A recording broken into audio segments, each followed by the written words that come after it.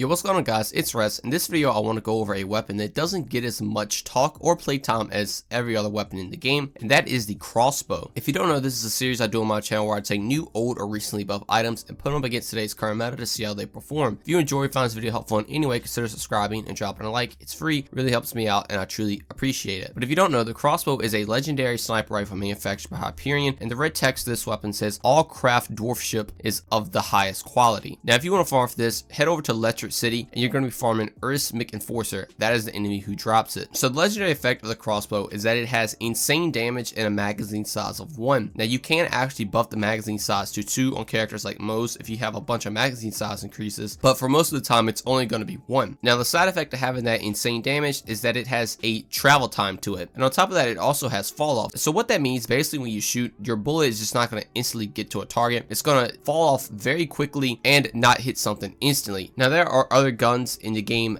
that act like this, but this one is extremely noticeable, and it's to a point where you have to aim below an enemy to hit a headshot. The gun is essentially just shooting up in the air, they're gonna dip down, so wherever you're aiming at, just know that the bullet is actually going to go above that, so always have your reticle below the head. Once you understand the weapon more and know how to use it on a lot of enemies in the game, you can actually start to see potential with this. I'm not going to lie, this gun is actually really good if you hit your crits. Obviously the base damage you get on this weapon paired with critical hit damage makes this gun one-shot pretty much any lower tier ad in the game, and if you have builds going for it, you can one-shot a lot of the bigger enemies in the game as well. The one spot this gun is bad at is bossing. The DPS on this gun is not good at all because obviously you only have one shot, and the one shot from it is just not going to instantly kill a boss. But like I said, if it is a lower tier enemy, it will absolutely kill them. So things that pair really well with this are things like Amara and Taz Bond, especially pair with something like Stillness of Mind, because when you lock everything up in the air, nothing's moving, so it's really easy to line your shot up to shoot it, and then you're going to one shot everything, the phase grass target and all the other enemies locked around. You do not have to use this with phase grass. You can absolutely just run around and aim correctly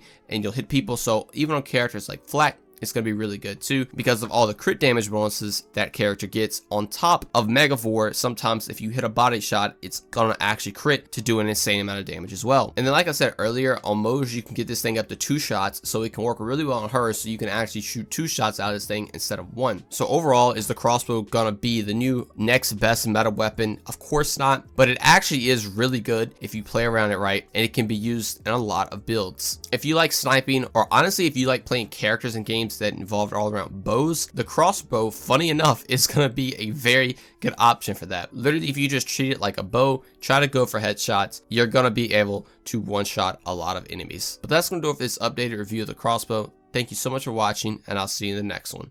Peace.